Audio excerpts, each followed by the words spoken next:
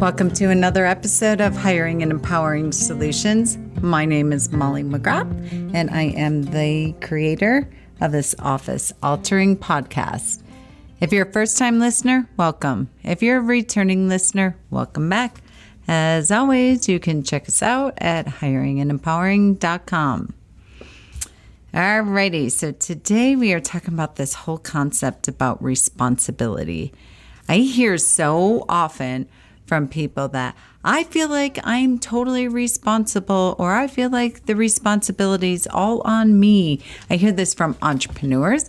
I hear this from employees all the time when we're going through our weekly team meeting, going through KPIs, going through projects and checking in on things. And when we, do the water cooler run by or the Zoom meeting chat or communication ping pong with text, Slack, email, what have you. What's the status of this? Where are you at with that? How come you didn't do blah, blah, blah? And so often the immediate response is this defense. And where people have this clouded mindset around this terminology, responsibility. So what if we shift that? And I've been having this conversation internally with our team as well in regards to different things, and they'll hear, well, I feel like I'm responsible, or all the responsibility is on me. And I stop them in their tracks and say, it is. So can you shift your mindset? Can you shift your tonality? Can you shift your verbiage around that? And versus being a victim, and really owning that, yes, I am responsible. I am responsible for this piece. Whether you have other helpers helping you out, whether there are people that you're depending on to show up and do their job, at the end of the day, if you're the lead, or you're a leader, or you're an entrepreneur, it is an honor to be responsible. So that 2 millimeter shift, that responsibility is it's freedom. Because when you know that you are responsible for it, and then you interact with all the moving pieces, all the helpers, all the players in a very different way. Responsibility is just about, how do I want to respond? With action, with non-action, energetically, in tonality, but responsible, but not when you're responsible, but you feel like you don't have the permission to act, is very different. So if you start with shifting your mind, I am responsible. Yes, you are. Yes, I am. Because I have the power.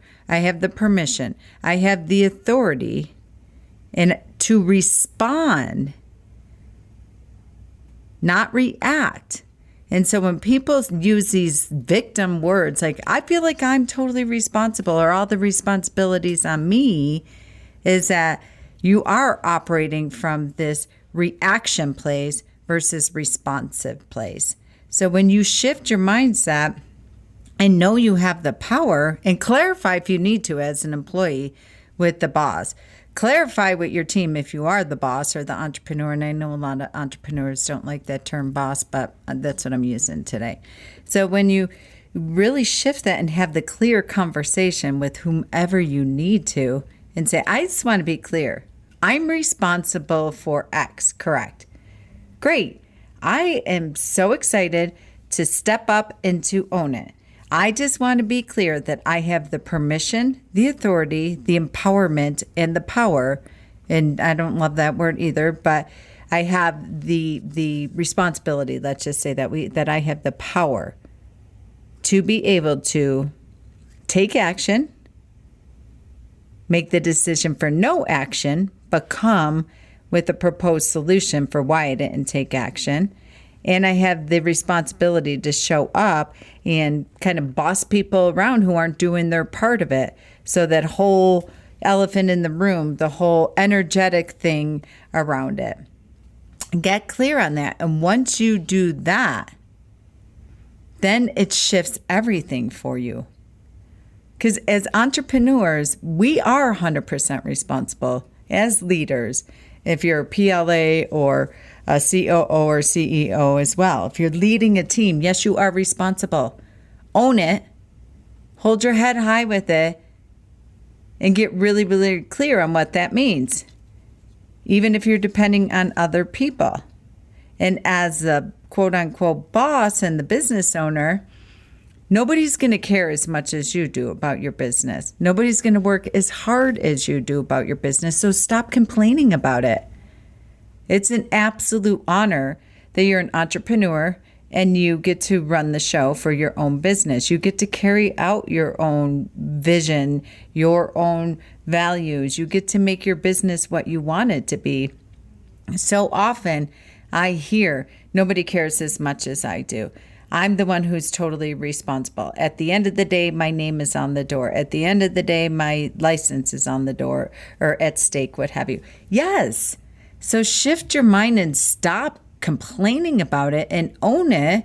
Now create systems around you so you don't resent it and you don't resent the people that you're employing, whether independent contractor, virtual W-9 or what have you. And or guess what? Your partners. That's a big elephant in the room. Who's responsible? You both are.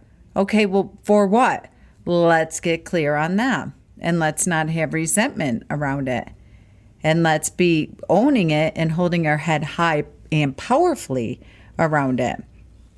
So the next time you hear somebody with this victim energy, and it might be you, around being responsible for blah, blah, blah, then stop it in the tracks and use it as an opportunity to maybe have a mini retreat.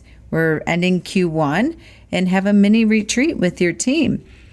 All around this conversation around responsibility, permission, authority, what it means, and then what the responsible, i.e. leader, what the framework looks like, how they want to respond around action, non-action, tonality, i.e. attitude. People use that, and their energetic essence around it. So often people just measure action and non-action. But what about the way the person is either performing action or non-action? There's another resource, the third one that people gloss over, called energy. So if they don't have passion around it, they don't have a deep desire around it, and they don't get it, they don't want it, and they don't want the responsibility around it, but they're checking boxes and doing what they need to do just to say they did it, you need to stop and take a look at that as well. So you can be responsible for their response, not how they're reacting. So that's one area that people gloss over so long. They measure the action and non-action. What about the way they do what they do? What about the way they behave when they do what they do or don't do? Those are the things that get people fired. Those are the things that cause us so much frustration and aggravation. This term that people use, drama in an office or chaos in an office, it can be eliminated immediately.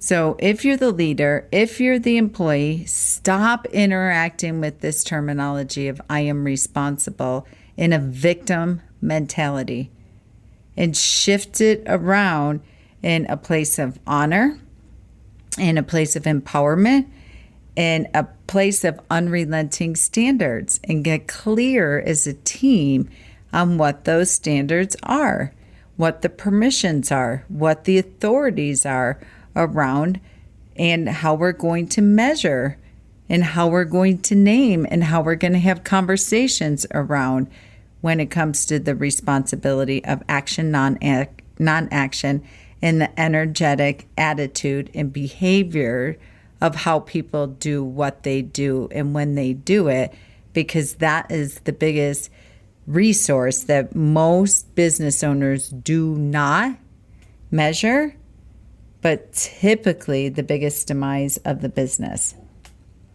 All right, let us know where we can help out. Until next time, this has been another episode of Hiring and Empowering Solutions. check us out at www.hiringandempowering.com. All right, today we are talking about when it's a suggestion and not a declaration or dictation. So often I will hear from employees, well, he or she said blah, blah, blah, or he or she told me to blah, blah, blah. And it's so fascinating as I serve as a fractional CEO and or a fractional CMO for many law firms. And that's my favorite thing I get to do every day. I'll sit in internal team meetings. I'll sit into marketing meetings, especially when there's outside independent contractors and things of that nature. And I'll sit there as a fly on a wall and witness the conversations. And notice so many times when somebody's making a suggestion, but the receiver of the information is taking it as direction or declaration or dictation, like it's a tell versus an ask, versus interacting with it as an opportunity for collaboration, innovation, a think tank, so to speak. And when I'm in the room, I'll stop and say, time out. The attorney will say something like, well, I think we should do it this way. And then the paralegal, client service coordinator, who's ever on the opposite end of the table or the Zoom square, and they hear that, they'll say, I'll see them. They're writing feverishly in their notes or what have you, typically with a bit of attitude because they're not in agreement with it, and or they feel like the attorney just threw a bomb in the room and changed everything. And I see them, and then no communication going back and forth, and then they'll move on to the next subject. And I'll do the referee timeout, say, hold up. Like, I just want to be clear, because the way that I heard the attorney say that was, it was a suggestion wanting feedback, wanting some interaction on this. It was not direction. It was not do this. And the paralegal or whoever's on the receiving end of it, and I'll say to the attorney, is that accurate? And they'll say, yeah, I don't know. I was just suggesting that we do blah, blah, blah. And sometimes they'll even use that exact word. And the paralegal will say, so can you tell me what you wrote down on your notes there on your paper? Like, what did you hear? Well, he told me to do this. I'm like, no, that's not what happened. And so without somebody of my skill set, and yes, I will toot my own horn because I'm really, really good at the facilitation piece of it, because I know it's such a breakdown in so many law firms, in so many businesses, heck, so many relationships. So when I hear this and I say, well, no, Susie, Timmy, Bobby, whoever it is, that, the way it was a suggestion. So let's back up and let's unpack this. So the attorney is suggesting that the process should look like X. And do you believe their suggestion? Do you feel it for the best interest of the business, the process, whatever we're speaking of, that suggestion is helpful, impactful, in a way of profitability, efficiency, the client experience, whatever it is, and they will say no. Like, okay, well then why did you write it down on your paper? And I say to the attorney, what did you think they were writing down on the paper? Yeah, I thought they were just writing down the suggestion for us to talk about at a later time or to look at, or they were going to go check it out and then come back and tell me. So there's all this muckiness and lack of clarity in there. So really, I want everyone, my invitation today and, my gift to you is to really be clear in your communication when you are making a suggestion versus the direction. So if you are the entrepreneur, you are the leader, and this is like so rampant in marketing meetings, holy moly. Like even if it's outsourced people, the attorney would be like, well, I don't like that color blue. It's not really reflective, doesn't match our blue on the website, what have you. And I don't really like that, I'm not really feeling the, essence of why we are using that subject line for this blog or what have you.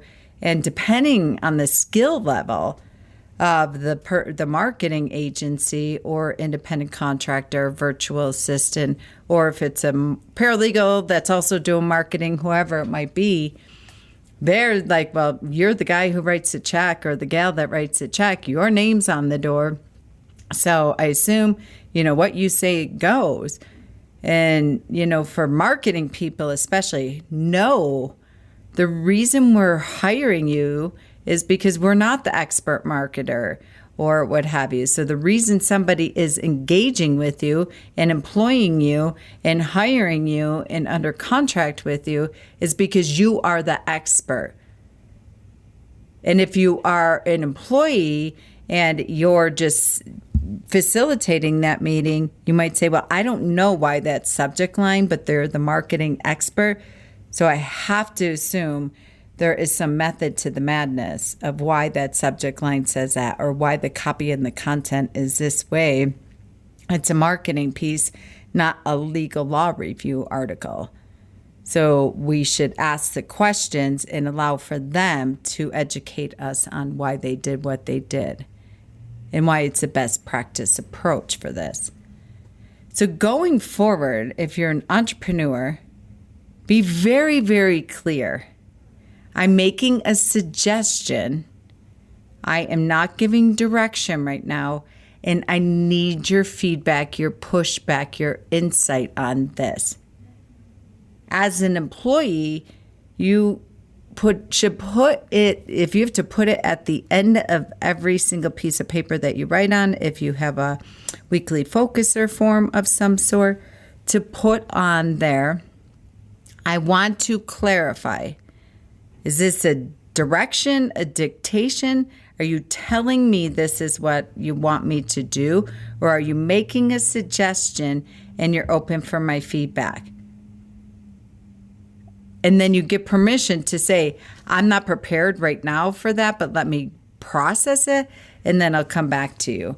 And this is, as employees, you are very, very guilty of this, and not in a shaming way, but you've been trained and conditioned to do what your boss tells you to do, that they must be doing something right. They're smart enough to own a business. They're smart enough to come out of law school, to have a law degree. They must know best. And as an entrepreneurs, as bosses, as your leaders, we don't know all the answers. So if you're not over communicating that with your team, start over communicating that. I don't know all the answers, but sitting here right now, knowing what I know, having what I have in front of me, my suggestion would be X. And then for the receiver of that to acknowledge it, but then also say and speak up in regards to, well, here's why that suggestion could work, might not work, whatever it might be. But at the end of the day, I can't tell you how many meetings. Then I'll come into the next week meeting and then they did blah, blah, blah, and they're grouchy about it. They don't believe in it. And I watch for body language. I love Zoom. And I'm watching it. I'm like, all right, she just completely shut down. Like, the mindset of an employee is that, I'm being told what to do. The mindset of an entrepreneur is I wanted to speak what I think and just get my opinion out there, but please, somebody step up and direct this and lead it. So there's such a massive disconnect there. Go back to your team and have a crucial conversation. And if you have to over communicate where you sound like a stinking robot, do it. Where use those terminology constantly. This is just my 2 cents. Here's my suggestion. I am not directing or dictating this. What do you think? End with that consistently. Then when you have that banter, sometimes it is, okay, now it is a direction. I'll take all the heat. I know if you guys aren't in full favor of it, don't believe it, whatever it might be, but I'll take the heat for it. But this is exactly what I want you to do. Or no, we are not going to do that right now. Just have faith in me, and I'll take the wallop if I'm wrong. There's no ego in this game. Just right now, this is what I need you to do. So just be really, really clear when it's a suggestion, when it's a direction. And the same thing for you employees. You have to work hard, 10 times harder. You have to just know when an entrepreneur is speaking and sharing their insight, a lot of times, especially if they're high quick start, it's just a brain fart. It's an idea. They're just interjecting their 2 cents, and it's up to you to step up and lead and take responsibility for the communication, number one, and over clarifying. Doing whatever you have to do and saying it 70 different ways until you have clarity. You have to be responsible for your own listening. You have to be responsible for your own actions, and you have to be responsible for your own non-action and why you're not having action. Because then when you show up at the next meeting and then you say to the attorney or whomever's in the room, I'm like, okay, well, all right, what about blah, blah, blah? And they're like, well, I did this. And like, you what? Well, wait, why did we change that? Or why did we do that? Well, in last week's meeting, you told me to. I'm like, no, I just made a suggestion. You didn't say anything. I didn't hear any pushback. I didn't hear any feedback. And if we're not very good at reading body language and picking up on the energy and the thundering silence in the room, attorneys, entrepreneurs, leaders, you have to get really good at that. So often I'll sit there, I'm like, she just shook her head. Yes, she just wrote that on the paper, but you could feel the fire oozing out of every pore in her body because she's not in favor of this. It feels like she just got told to do something. And human beings don't like to be told what to do. Any of us. So it's a collaboration. Again, clarity on suggestion or direction on both sides of the table, entrepreneur and employee. Let us know how you make out. Reach out to us. Let us know your wins with this, and let us know where you're stuck. Until next time.